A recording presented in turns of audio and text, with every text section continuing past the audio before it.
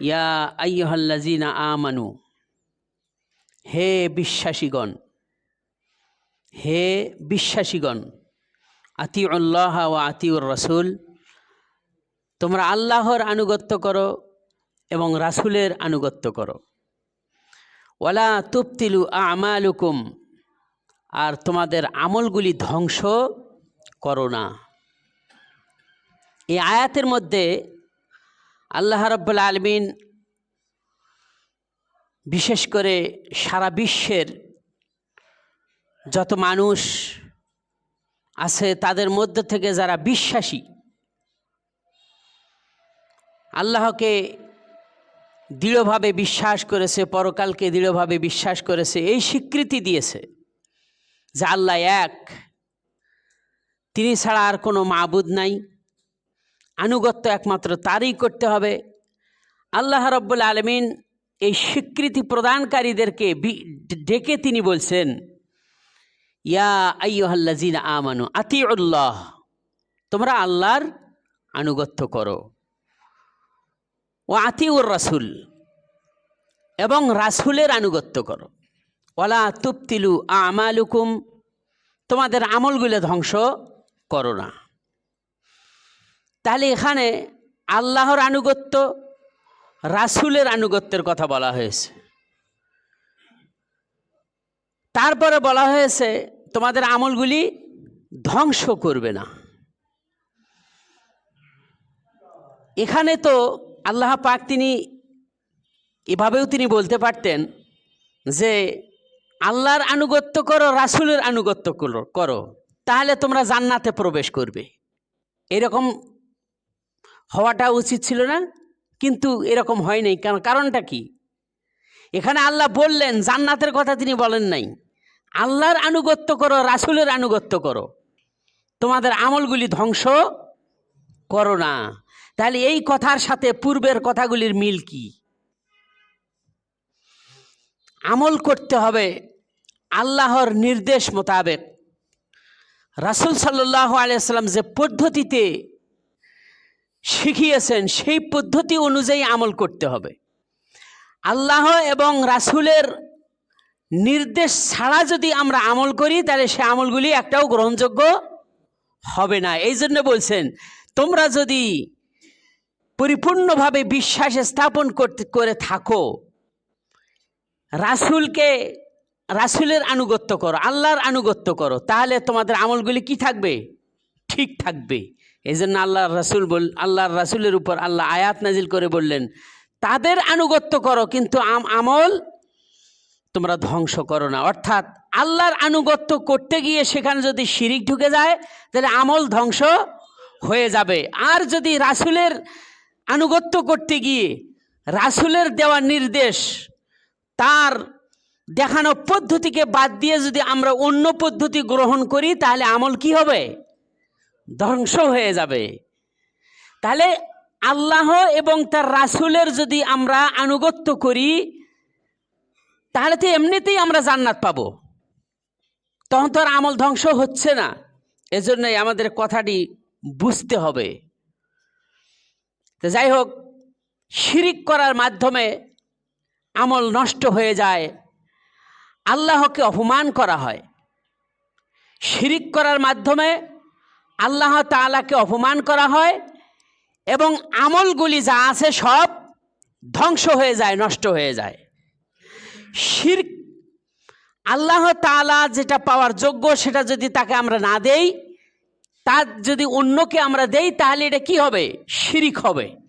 সেজদা পাওয়ার মালিক কে? আল্লাহ। এটা যদি আমরা কবরে গিয়ে দেই তাহলে এটা শিরিক হবে। সন্তান দেওয়ার মালিক কে? আল্লাহ। আর সন্তান যদি আমরা চাই কোনো মাজারে গিয়ে, কোনো কবরে গিয়ে, কোনো মূর্তির কাছে গিয়ে, তাহলে এটা শিরক হবে। আল্লাহকে অপমান করা হলো, আর আমল কি হয়ে যাবে? বাতিল হয়ে যাবে, নষ্ট হয়ে যাবে। আপনার নামাজ, রোজা, হজ, যাকাত, তারপরে এই কোরআন তেলাওয়াত, আত্মীয়তা সম্পর্ক, ভালো কাজের আদেশ, খারাপ কাজের নির্দেশ যত করেন না কেন, আপনার শিরক এখানে ঢুকে গেছে, আপনার ওই আমলগুলি একটাও কাজে লাগবে না, সব বরবাদ হয়ে যাবে। এজন্যই বলছেন আতিউল্লাহ ও আতিউর রাসূল, আল্লাহর আনুগত্য করো, রাসূলের আনুগত্য করো। ওলা তুবতিলু আমালুকুম, তাদের আনুগত্য করতে গিয়ে যদি বাড়াবাড়ি করো তাহলে তোমাদের আমল ধ্বংস হবে। আর যদি তাদের আনুগত্য করতে গিয়ে ঠিকভাবে তাদের নির্দেশ অনুযায়ী যদি করো তাহলে আমল সব ঠিক থাকবে। এখন আসুন আমরা এইভাবে করে বিশ্লেষণ করতে থাকি। আল্লাহর আনুগত্যের ব্যাপারে শিরিক করা যাবে না। আর রাসূল সাল্লাল্লাহু আলাইহি ওয়াসাল্লামের আনুগত্যের ব্যাপারে আল্লাহ পাক তিনি নির্দেশ দিচ্ছেন। আল্লাহ রাব্বুল আলামিন তিনি সূরা হাশরের মধ্যে তিনি এখানে বলেছেন যে আল্লাহর রাসূল তোমাদেরকে যা দেয়, যা বলতে বলেছেন, যা করতে বলেছেন তোমরা তা গ্রহণ করো, আর যা তোমাদেরকে নিষেধ করেছেন তার থেকে বিরত থাকো। এটা এই আয়াত নাজিল হয়েছে রাসূল সাল্লাল্লাহু আলাইহি ওয়াসাল্লামের উপরে। তাহলে আমরা রাসূলকে ভালোবাসলে পরে, আমরা রাসূলের আনুগত্য করলে পরে আল্লাহকে ভালোবাসা হয় এবং আল্লাহর আনুগত্য করা হয়। বুঝতে পারছেন? কেননা আল্লাহ রাব্বুল আলামিনের পক্ষ থেকে যত বিধান, যত আদেশ, যত নিষেধ এসেছে এটা কি সরাসরি আল্লাহ পাঠাই দিয়েছেন? না, ওহির মাধ্যমে, জিবরিল আলাইহিস সালামের মাধ্যমে রাসূল সাল্লাল্লাহু আলাইহি ওয়াসাল্লামের কাছে জিবরিল এসে বলেছে, আর রাসূল সাল্লাল্লাহু আলাইহি ওয়াসাল্লাম তিনি তা বলেছেন এবং সাহাবারা সেগুলি কি করছেন? লিখেছেন। সুবহানাল্লাহি ওয়া বিহামদি। আমরা সেগুলি এখন পড়তেছি এবং জানতেছি, ঠিক কিনা কোন? তাহলে আমরা রাসূল সাল্লাল্লাহু আলাইহি ওয়াসাল্লামের দেখানো পদ্ধতিকে অনুসরণ করব।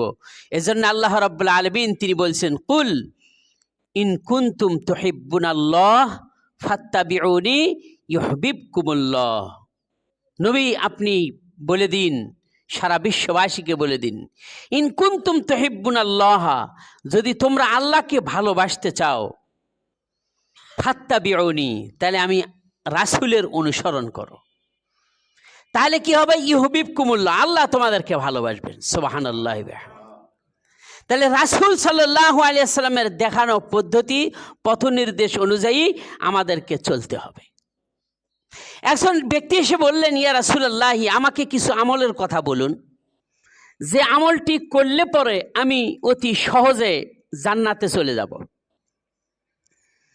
রাসূল সাল্লাল্লাহু আলাইহি ওয়াসাল্লাম ব্যক্তিকে বললেন, আনতা আবুদাল্লাহ, তোমরা আল্লাহর আনুগত্য করো, ওলা তুশরিক বিহি শাইয়া, তার সাথে কোনো কাউকে শরীক করো না, ও তুকিমুস সালাহ, এইভাবে করে তিনি বললেন।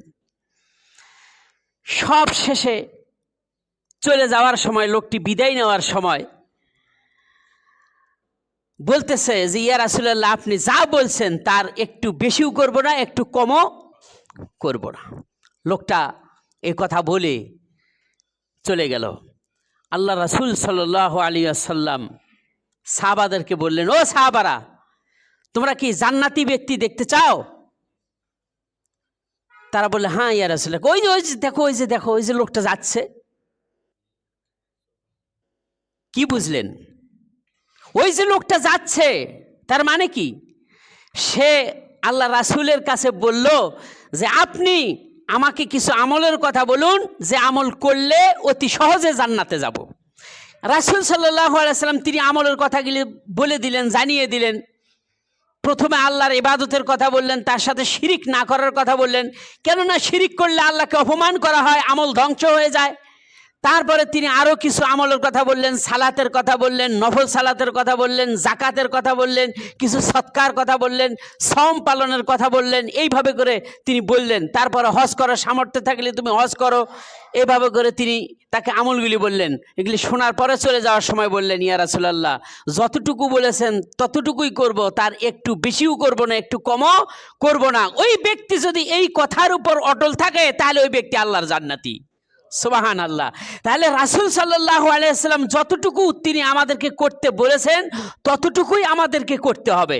তার বেশি যদি আমরা করতে যাই তাহলে কি হবে? আল্লাহ রাসূলকে অপমান করা হবে আর আমলগুলি নষ্ট হয়ে যাবে। এই জন্যে আমাদেরকে সাবধান থাকতে হবে আমলের ব্যাপারে। বুঝতে পারছেন? এই রকম বহু আমল আমাদের মধ্যে চালু আছে যা রাসূল সাল্লাল্লাহু আলাইহি ওয়াসাল্লাম করেন নাই, করতে বলেনও নাই। যেমন 1 নাম্বার, ঈদে মিলাদুন্নবী এদেশে পালন করা হয় কিনা? অবশ্যই পালন করা হয়। এটা আল্লাহ রাসূল সাল্লাল্লাহু আলাইহি ওয়াসাল্লাম তিনি পালন করেন নাই এবং করতে বলেনও নাই, সাহাবারাও এটা পালন করেন নাই। এই যে এটা করে যাচ্ছে ভালো মনে করে রাসূলের মহব্বত কিভাবে প্রকাশ করা যায় এইটাকে করার জন্য আমাদের দেশের অনেক হুজুরেরা এই ঈদে মিলাদুন্নবী পালন করে, জুলুস পালন করে, র্যালি করে, নামাজ পড়ে নেয় একক, তারপরে আপনার লাল একটা পট্টি বেঁধে সেখানে লা ইলাহা ইল্লাল্লাহ মুহাম্মদ রাসূলুল্লাহ লেখা পট্টি বেঁধে তারপরে মিছিল করতে করতে যায় এই ঢাকায় জুলুস করবার জন্য। বলে নাউজুবিল্লাহ, রাসূল তা করতে বলেন নাই, করেও যান নাই। এগুলি যদি করে তাহলে এটা কি হবে? বিদআত হবে, রাসূলকে অপমান করা হবে। এজন্যই আমাদের উচিত বিদআতটা কি জিনিস এটা আমাদেরকে আগে জানা দরকার। বিদআত হলো এমন একটা জিনিস যেটা করলে পরে আল্লাহর রাসূলকে অপমান করা হয়। শিরিক এমন একটা জিনিস যেটা করলে পরে আল্লাহকে অপমান করা হয়, আমল ধ্বংস হয়। বেদাত এমন একটা জিনিস যেটা করলে পরে রাসূলকে অপমান করা হয়, আমল ধ্বংস হয়ে যায়। সেটা কি বেদাত কাকে বলে? বেদাত হলো এমন ইবাদত যা সওয়াবের আশায় করা হয়, কিন্তু রাসূল সাল্লাল্লাহু আলাইহি ওয়াসাল্লাম তা করেন নাই এবং এটা করতে বলেনও নাই। এর নামই হলো কি? বেদাত। ইমাম নববী রহমতুল্লাহ আলাইহি তিনি বলছেন, আল বেদাতু কুল্লু শাইইন উমিলা আলা গায়রি মিসালিন সাবিকিন, ওই সকল নতুন সৃষ্টি যার পূর্ব কোনো দৃষ্টান্ত ছিল না। আরেকজন ইমাম বলছেন, তিনি বলছেন ইহদাসা মা লাম ইয়াকুন ফি আহদি রাসূলুল্লাহ সাল্লাল্লাহু আলাইহি ওয়াসাল্লাম, এমন কিছু আমল যা আল্লাহর রাসূলের যুগে ছিল না, সেই আমলগুলি করা হচ্ছে, তার নামেই হলো বেদাত। যেমন আমাদের দেশে ঈদে মিলাদুন্নবী কয়েকদিন পরেই পালন করা হবে। আপনার কি শবে বরাত কয়েকদিন পরেই পালন করা হবে। এটা কি শাবান মাস, আজকে শাবান মাসের 10 তারিখ, নিসফু শাবান, শাবানের 15 তারিখ রাত উদযাপন করবে। দেখবেন আমাদের এই দেশে মাযহাবপন্থীদের মসজিদগুলি আলোকসজ্জা করবে, ঝাড়বাতি দিয়ে সজ্জিত করবে। ওই রাত্রে সারা রাত ধরে সালাত আদায় করবে। তারপরে আরো কি করবে? মহিলারা হালুয়া রুটি তৈরি করবে, 50 জোড়া 100 জোড়া রুটি তৈরি করবে, করে এগুলি বিতরণ করতে থাকে, মসজিদে পাঠায়, জনমের মতো খাওয়া খায়। বুঝতে পারছেন এরকম করে কিনা? আগে এরকম বহুত ছিল, এখন অনেকটা কমে গেছে, অনেকটা কমে গেছে। কারণ কি? এই সহি কথাগুলি যখন বলা হচ্ছে মানুষের মাঝে, তারা এটা শুনে এবং তারা এটাকে আবার বর্তমান ইন্টারনেটের যুগ তো সার্চ দেয় কতটুকু সত্য, এগুলো আবার যাচাই বাছাই করে জ্ঞানমান বুদ্ধি বিবেক সম্পন্ন লোকেরা তখন এগুলি দেখে তারপরে নিজেরা এটা পরিহার করা শুরু করে দিয়েছে। আলহামদুলিল্লাহ অনেকটা কমে গেছে। রাসূল সাল্লাল্লাহু আলাইহি ওয়াসাল্লামের জীবনে নিসফু শাবান আসে নাই? আসছে। তিনি কি হালুয়া রুটি করছিলেন? যদি জিজ্ঞেস করা হয় তোমরা হালুয়া রুটি করো কেন, কয় রাসূল সাল্লাল্লাহু আলাইহি ওয়াসাল্লাম এর দাঁত ওহদের যুদ্ধে শহীদ হয়েছে, দাঁত ভেঙে গেছে, তিনি নরম খাবার খাইছেন বিদায় আমরা হালুয়া বানাই। বলেন নাউজুবিল্লাহ। সেই ওহদের যুদ্ধ হয়েছে কখন? শাওয়াল মাসে, আর এরা হালুয়া রুটি খায় হলো আপনার শাবান মাসে। বুঝতে পারছেন? রাসূলের প্রতি এত মহব্বত তোমার, তুমি একটু দাঁত ভেঙে তারপরে তুমি খাও দেখি। রাসূলের প্রতি মহব্বত দেখায় এইভাবে, আহা! অথচ রাসূলের প্রতি মহব্বত সাহাবারা কত করেছেন তার কিঞ্চিত আমরা দেখাইতে পারি নাকি? সুতরাং আমাদের এগুলি সব এই অনইসলামিক কারবার, যেগুলি আল্লাহ রাসূল করে যান নাই, এর অনুমোদন দেন নাই, এগুলি থেকে আল্লাহ আমাদের হেফাজত করুন, আমিন। তারপরে কি করে? ওই রাতটা আসলে সারা রাত জেগে থাকে এরপরে পরের দিন রোজা পালন করে। তবে একটা হাদিস আছে, হাদিস যে নাই এমনটি বলছি না, ইবনে মাজার একটি হাদিস আছে, আলী থেকে বর্ণিত হাদিসটি। তো আলী রাদিয়াল্লাহু তাআলা আনহু তিনি বর্ণনা করেছেন যে রাসূল সাল্লাল্লাহু আলাইহি ওয়াসাল্লাম তিনি নিসফু শাবান আসলে পরে তখন তিনি বলতেন যে, এটা হাদিসের মধ্যে এটা আছে যে তোমরা রাতের বেলা সালাত আদায় করো আর দিনের বেলা রোজা পালন করো। যখন রাত আসে, এই রাত্রে অর্ধ শাবানের রাত্রে আল্লাহ তাআলা তিনি প্রথম আকাশে নেমে আসেন, এসে সারা বিশ্ববাসীকে তিনি ডাকতে থাকেন যে মাইয়াস আলনি ফাতিহি, কে আছে আমার কাছে চায় আমি তাকে তাই দিব। ওমাইয়াদউনি ফাস্তাজিব লাহু, কে আমাকে ডাকে আমি তার ডাকে সাড়া দিব। ওমাইয়াস্তাগফিরনি ফাগফির লাহু, কে আমার কাছে ক্ষমা চায় আমি তাকে ক্ষমা করে দিব। এইভাবে করে হাদিসটি বর্ণনা করা আছে। 448 হিজরিতে শাম দেশে এই হাদিসটি তৈরি করা হয়। কত হিজরিতে? 448 হিজরিতে এই হাদিসটি তৈরি করা হয়। এই হাদিসটি যিনি তৈরি করেছেন মুহাম্মদ বিন শিবরা নামক একজন ব্যক্তি, তিনি হাদিসটি তৈরি করে আল্লাহ রাসূলের নামে তিনি চালিয়ে দিয়েছেন। হাদিসটি সম্পূর্ণরূপে বানোয়াট। এই হাদিসটি ইবনে মাজার নিসফু শাবান অধ্যায়ের মধ্যে আপনারা পাবেন। এই হাদিসটি আপনার টেলিভিশনের পর্দায় কিছু আলেমরা হুজুররা এটা বলবে, আপনারা শুনতে পাবেন। এই হাদিসটি আপনার পত্রিকার মধ্যেও একটা কলামে নিসফু শাবানের একটা ফজিলত সম্পর্কে এক কলামে এই হাদিসটি লিখবে, আপনারা সেখানেও পাবেন। এই হাদিসটি তৈরি করেছে মুহাম্মদ ইবনে আব্দুল শিবরাহ নামক একজন ব্যক্তি। 448 হিজরিতে এই হাদিসটি তৈরি করেছে, যা রাসূল সাল্লাল্লাহু আলাইহি ওয়াসাল্লামের সহিহ হাদিস বিরোধী, যা হাদিসটি গ্রহণযোগ্য নয়। বুখারীতে এসেছে রাসূল সাল্লাল্লাহু আলাইহি ওয়াসাল্লাম তিনি বলছেন, ইয়ানজিলু রাব্বুনা ফি কুল্লি সামাইদ দুনিয়া, আমার রব রব্বুল আলামিন তিনি প্রত্যেক রাত্রে, ফি কুল্লি লাইলাতিন, প্রত্যেক রাত্রে যখন 2 প্রহর চলে যায়, রাত্রের প্রথম 2 প্রহর, তৃতীয় প্রহরের সময় আল্লাহ রব্বুল আলামিন তিনি প্রথম আকাশে নেমে আসেন। আর আলী থেকে বর্ণিত ইবনে মাজার যে হাদিসটি, এখানে বলা হয়েছে নিসফু শাবান, বছরে একদিন। আর এই বুখারী শরীফের হাদিসে এসেছে প্রত্যেক রাত্রে আপনার জীবনে যত রাত পাবেন, সেটা নিসফু, সেটা আপনার শাবান হোক, শাবান মাস হোক, সেটা শাওয়াল মাস হোক, রমজান মাস হোক, আর অন্যান্য মাস হোক, প্রত্যেক রাত্রেই। তাহলে এই হাদিসের সাথে ওই হাদিসের সাংঘর্ষিক, ওই জন্যই সহিহ হাদিসকে মানতে হবে, আর ওই জাল হাদিসকে প্রত্যাখ্যান করতে হবে, গ্রহণ করা যাবে না। বুঝতে পারছেন? সুতরাং যে ব্যক্তি প্রত্যেক রাত্রে তাহাজ্জুদের সালাত আদায় করে, সে ব্যক্তি ওই নিসফু শাবানের রাত্রেও তাহাজ্জুদের সালাত আদায় করবেন। জীবনে কোনো ফরজ নামাজও পড়ে না, শুধুমাত্র 2 ঈদের নামাজ পড়ে, সেই ধরনের লোকগুলি গিয়েও ক্ষমা চাওয়ার জন্য ওই নিসফু শাবানের রাত্রে গিয়ে তারপরে সুন্দর করে গোসল করে, নতুন করে জামা পরে, তারপর সুগন্ধি মেখে এরপরে সারা রাত ধরে নামাজ পড়ে। যখন ফজরের আজান হয় তখন ফজরের নামাজ না পড়েও কত মানুষ গিয়ে যায়, তারপরে ঘুমায়। নফল নিয়ে টানাটানি, ফরজের নামে কোনো খবর নাই। এই হলো আমাদের অবস্থা। তারপরে এই মসজিদগুলি আলোক সজ্জা করে, হালুয়া রুটি তৈরি করে, 100 জোড়া রুটি তৈরি করে, তারপরে কালিমা তৈয়বা 1000 বার পাঠ করা হয়। এইভাবে করে 100 রাকাত সালাত আদায় করে। কত রাকাত? 100 রাকাত সালাত আদায় করে। বুঝতে পারছেন?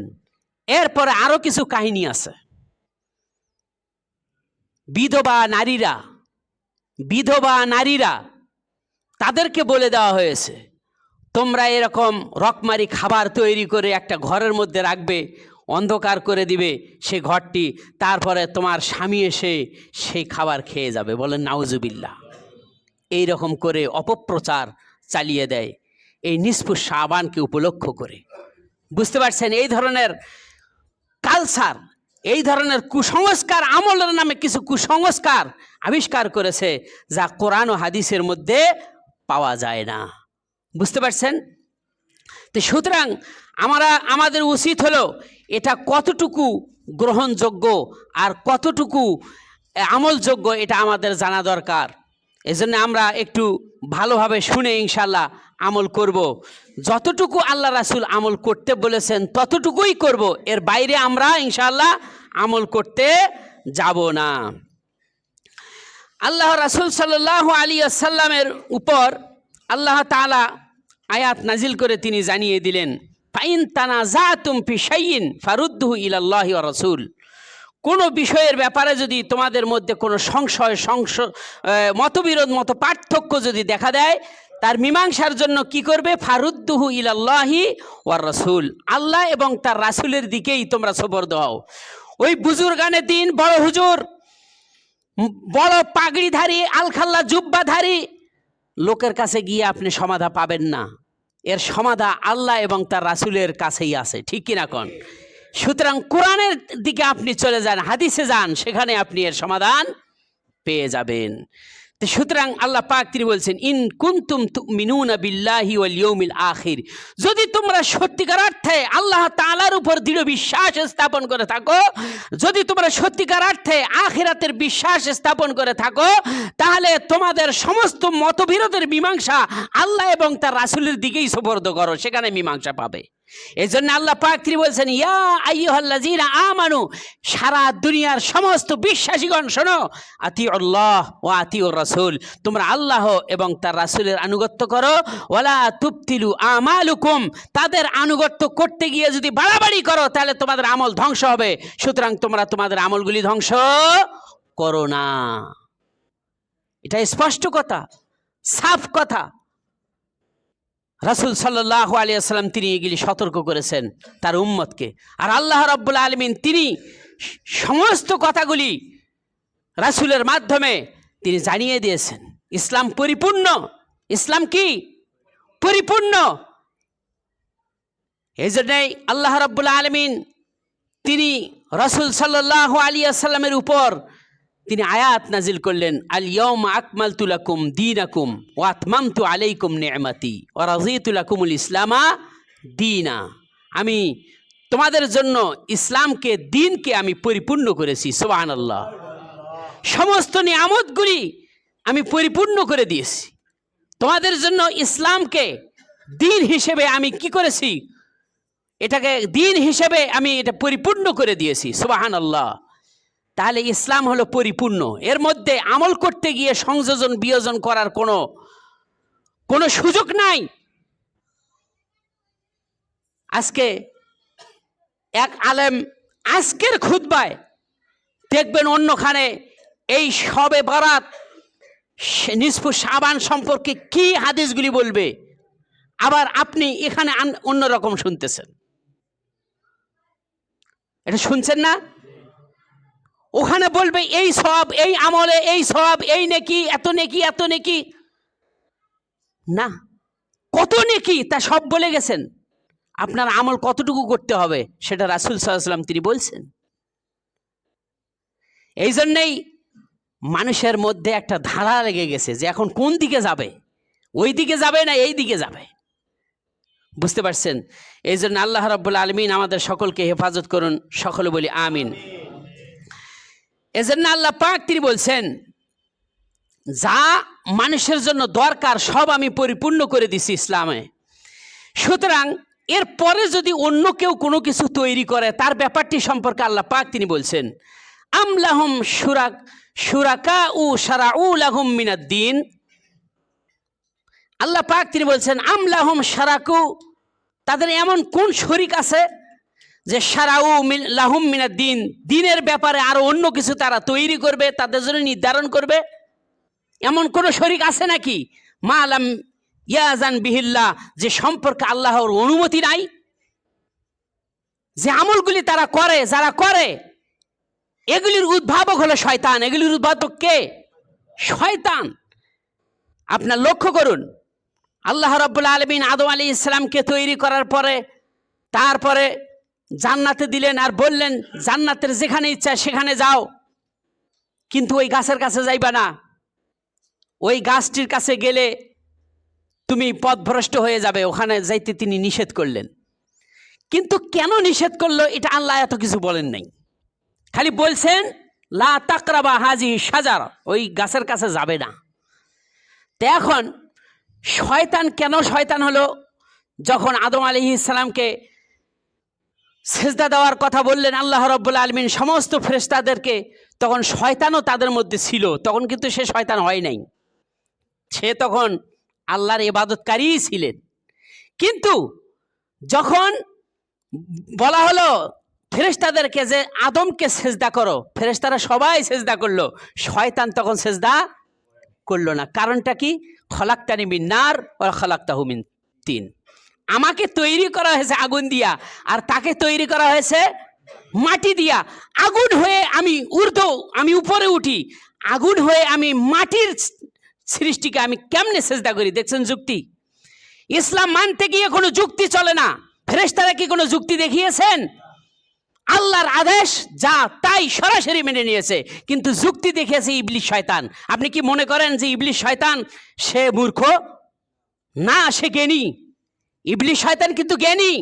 জ্ঞানী না হলে সে আল্লাহর সাথে কিভাবে টক্কর করে, তর্ক করে কিভাবে? সে যুক্তির আবিষ্কার করেছে সর্বপ্রথম যুক্তির আবিষ্কারক শয়তান। আর এই শয়তানই মানুষকে পথভ্রষ্ট করবে, চ্যালেঞ্জ তখনই আল্লাহর সাথে করেছে। নাউজুবিল্লাহ মিন জালিক। আল্লাহ আমাদের শয়তানের কুমন্ত্রণা থেকে হেফাজত করুন, সকল বলি আমিন। তারপরে আল্লাহ বললেন, আদম এই শয়তান হলো তোমার শত্রু, সুতরাং শয়তানের কথা তুমি মানবা না, শয়তান যাতে তোমাকে কোনো অসওয়াসা না দেয় এ ব্যাপারে সতর্ক থাকো।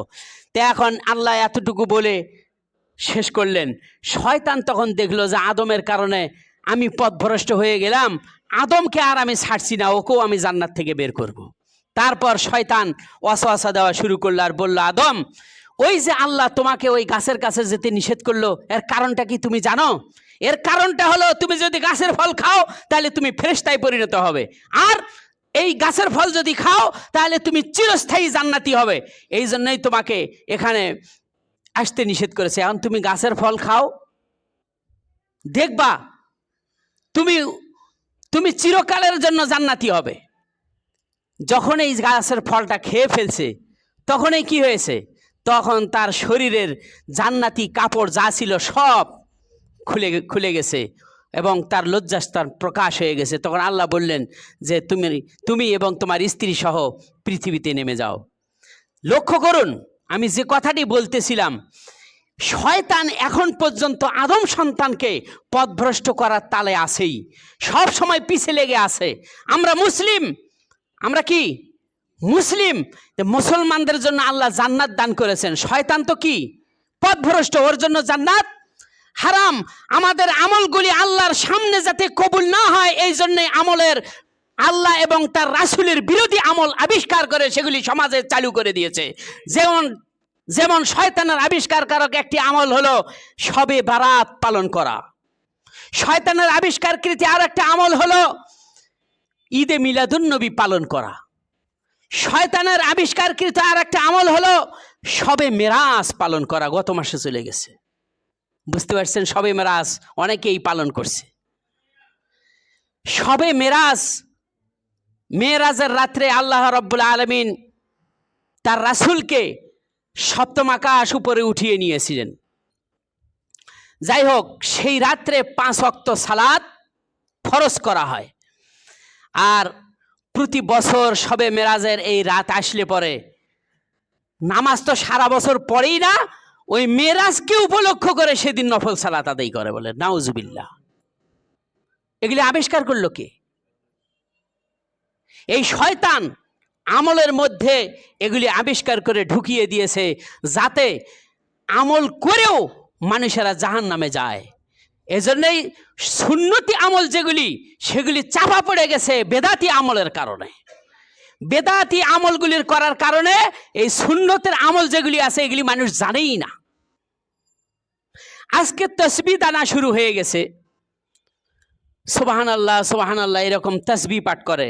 তাসবিহ দানা আছে না এরকম কাঠি, এগুলি পড়ে। অথচ রাসূল সাল্লাল্লাহু আলাইহি ওয়াসাল্লাম তিনি হাতের কর গুনতে বলেছেন। কি গুনতে বলেছেন? হাতের কর গোনো। কিন্তু হাতের কর গণা সুন্নত, এটা চাপা পড়ে গেছে। এটার বিপরীতে শয়তান আবিষ্কার করছে এখন তসবি দানা গণো, তাতেও হয় না। এখন আবার ঘড়ি বের হয়েছে, ইলেকট্রিক মেশিন বের হয়েছে, ওখানে আপনি টিপবেন আর আপনার তাসবি গণা হয়ে যাবে। এগুলি শয়তানের আবিষ্কার, বুঝতে পারছেন? তো সুতরাং এইভাবে করে শয়তান পথভ্রষ্ট করতেছে আমাদেরকে, আমরা তা বুঝতেই পারতেছি না।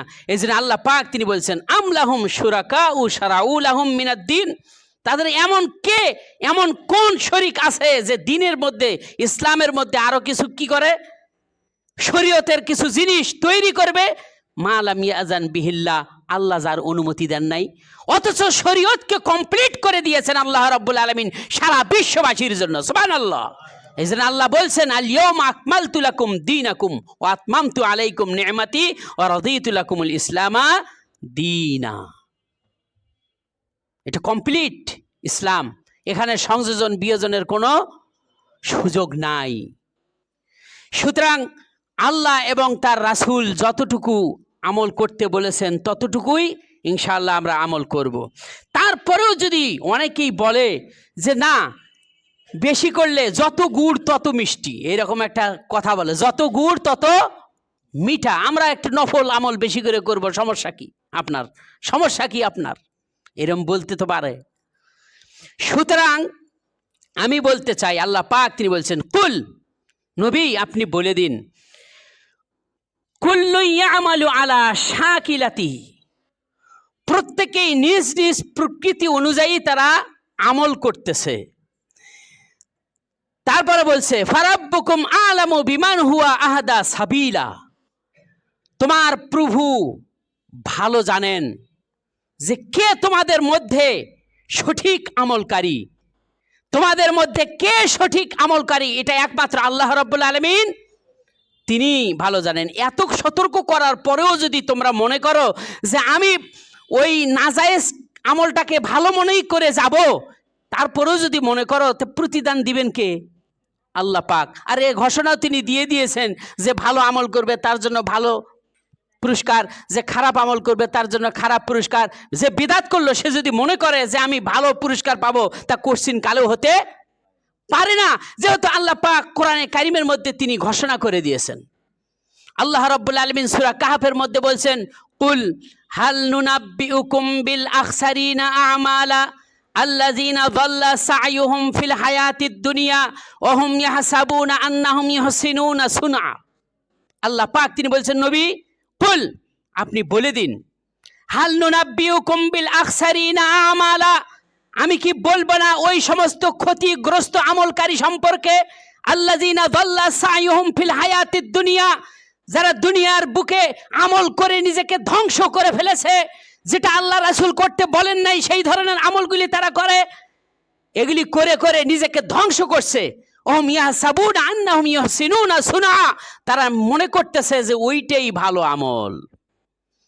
আল্লাহ রাব্বুল আলামিন সূরা গাশিয়ার মধ্যে এর জবাব তিনি দিচ্ছেন। ওর স্থান কোথায় হবে?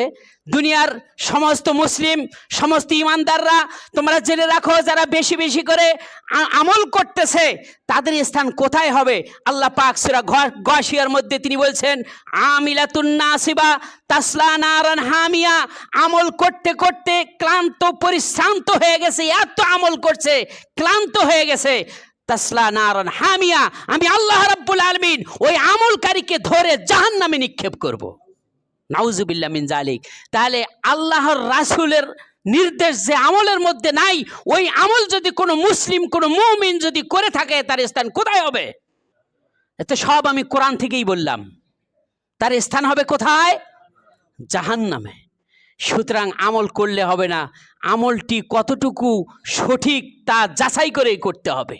আপনি একটি মোবাইল কিনবেন, 50,000 টাকা দাম, এই মোবাইলটা আপনি কিনতে গেছেন জয়দেবপুরে বা চৌরাস্তায়, আপনার সাথে ওই মোবাইল আপনার পছন্দ হলো না, আপনি এর থেকে আরও একটু বেশি দামে কিনবেন, এর রম, এর র্যাম কতটুকু কি, এগুলি সব কিছু আপনার দেখতেছেন, যেতে যেতে যেতে যেতে যেতে উত্তরায় হলো না, উত্তরাতেও হলো না, তারপরে গেলেন বসুন্ধরা সিটিতে, সেখানে গিয়ে আপনি একটা সুন্দর একটা মোবাইল কিনে নিয়ে আসলেন।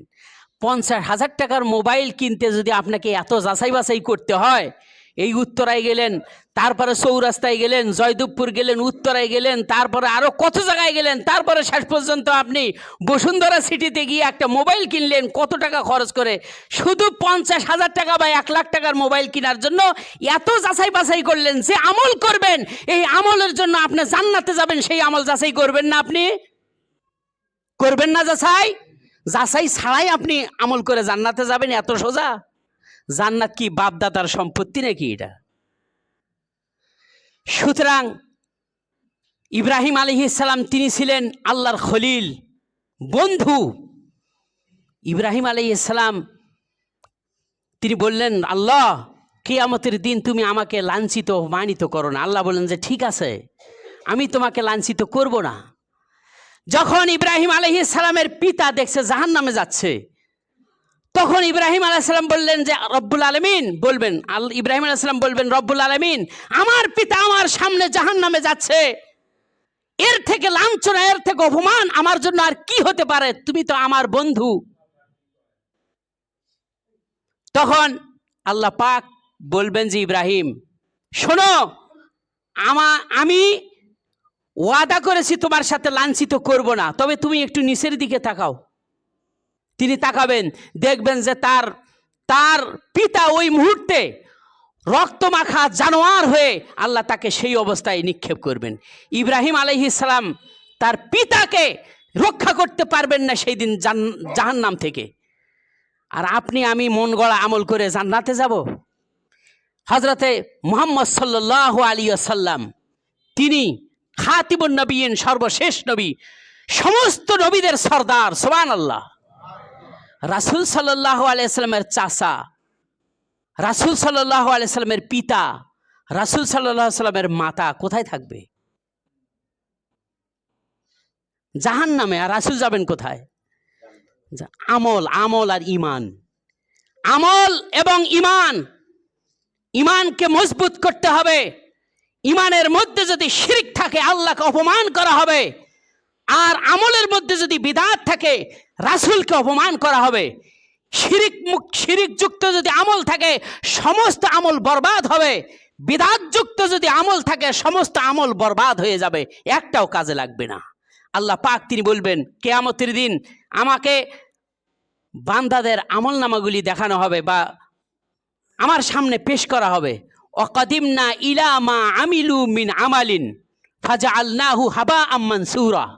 আমি যখন দেখব আমার বান্দার আমলগুলি, এই আমলগুলির মধ্যে শিরিক যুক্ত এবং বিদআত মিশ্রিত আমল, শিরিক মিশ্রিত আমল, হাবাআম মানসুরা, ধূলিকণা যেরকম পাথরের উপর ধূলিকণাগুলি যেরকম বায়ুর সাথে উড়ে যায়, আমি ফু দিয়ে সমস্ত আমলগুলি উড়িয়ে দিব। ওই আমলগুলি কোনো কাজে লাগবে না। এগুলি কোরআন হাদিস বলছি। সুতরাং আমল করুন যাচাই বাছাই করে। ওই বড় হুজুরের নামে, ওই লম্বাধারী পাগড়ি হুজুরদের নামে ইসলাম চলে না। ইসলাম চলবে আল্লাহ এবং তার রাসূলের নির্দেশ অনুযায়ী। বুঝতে পারছেন? ইসলাম চলবে আল্লাহ এবং তার রাসূলের নির্দেশ অনুযায়ী। আপনি মনে করলেন যে ফরজ নামাজের পরে আমি মুনাজাত করব, সমস্যাটা কি? অবশ্যই সমস্যা। ফরজ নামাজের পরে আল্লাহ রাসূল সাল্লাল্লাহু আলাইহি ওয়াসাল্লাম তিনি আয়াতুল কুরসি পড়েছেন। ফরজ নামাজের পরে রাসূল সাল্লাল্লাহু আলাইহি ওয়াসাল্লাম তিনি আঙ্গুলের কর করেছেন, সুবহানাল্লাহ সুবহানাল্লাহ এইভাবে করে আলহামদুলিল্লাহ আল্লাহু আকবার এগুলি পড়েছেন। আপনি এগুলি বাদ দিয়ে মুনাজাত আবিষ্কার করছেন, এটা তো শয়তানের আবিষ্কার। আপনি একাই নফল পড়ে আপনি মুনাজাত করুন সারা রাত ধরে। সুতরাং এই এমন কতিপয় আমল আছে যে আমলগুলি করলে পরে আল্লাহকে অপমান করা হয়, রাসূলকে অপমান করা হয়। এই আমলগুলি সব বর্জন করতে হবে। যতটুকু আল্লাহ এবং তার রাসূল আমল করতে বলেছেন ততটুকু আমল যেন করে আমরা আল্লাহ তাআলার সন্তুষ্টি অর্জন করতে পারি, সেই তৌফিক আল্লাহ দান করুন। সকলে বলি আমিন। এই জন্য আল্লাহ পাক তিনি বলছেন, ফামান ইয়ামাল মিনাস সালিহাতি ওয়া হুয়া মুমিনুন ফালা কুফরানা লিসাইহি ওয়া ইন্না লাহু কাতিবুন। আল্লাহ পাক তিনি বলছেন, ফামান আমিলা মিনাস সালিহাত, যে ব্যক্তি কোনো সৎ আমল করলো, মিনাল ওহুয়া মুমিন, সেই ব্যক্তি হলো মুমিন, ফালা কুফরানা লিসাইহি, তার ওই আমলকে কখনো অগ্রাহ্য করা হবে না, ওটা নিষ্ফল করা হবে না, ওই আমলটি যদি আল্লাহ এবং তার রাসূলের অনুমোদন থাকে। বুঝতে পারছেন? এটা কখনো নিষ্ফল হবে না। ওয়া ইন্না লাহু কাতিবুন, আল্লাহ বলছেন আমি ওই আমলগুলি লিখে রাখি। সুবহানাল্লাহ। কে বলছেন? আল্লাহ বলছেন ওয়া ইন্না লাহু কাতিবুন, আমি তো লিখে রাখি তোমাদের আমলগুলি। সুবহানাল্লাহ। আমলগুলি লিখে রাখার মতো ফেরেশতা আমাদের কাঁধে আছে না? আছে। এ বিশ্বাস হয়? তাহলে ভালো আমল করবেন, তাহলে ভালো আমল করবেন। আল্লাহর ওয়ার্ডারে ফেরেশতারা এই আমলগুলি লিখতেছে। আল্লাহ পাক তিনি বলছেন ওয়াল্লাযীনা ইউমাসসিকুনা বিকিতাব, যারা নাকি কিতাবকে সঠিকভাবে ধারণ করে আমল করে, আল্লাহ যা বলছেন কোরআন অনুযায়ী আমল করে, রাসূল সাল্লাল্লাহু আলাইহি সাল্লাম যা বলেছেন তা হাদিস, সহিহ হাদিস অনুযায়ী আমল করে, ও আকামুস সালাত, এবং সালাত আদায় করে, বাড়াবাড়ি করে না, লা নুযিউ আজরাল মুসলিহিন, আমি এই সংশোধনকারী আমলকারীদেরকে, সলে আমলকারীদেরকে আমি তাদের আমলগুলিকে আমি নিষ্ফল করব না। যখনই বাড়াবাড়ি আমল করবে তখনই তাদের আমল নিষ্ফল হয়ে যাবে, সমস্ত ধ্বংস হয়ে যাবে। এই আমল করলাম সেই আমল করলাম করে উঠলেন কিয়ামতের দিন আল্লাহর সামনে দণ্ডায়মান হবেন, কিন্তু ওই আমল কোনো কাজে লাগবে না যে আমলে রাসূলের কোনো অনুমোদন নাই। এই জন্য আল্লাহ পাক তিনি বলছেন তোমরা যদি আল্লাহকে মহব্বত করো, ভালোবাসো, তাহলে রাসূলের আনুগত্য করো। ইয়াগফির লাকুম যুনুবাকুম আল্লাহু গফুর রহিম, আল্লাহ রাব্বুল আলামিন তোমাদের সকল গুনাহ খাতাগুলি মাফ করে দিবেন। আল্লাহ রাব্বুল আলামিন আমাদের সকলকে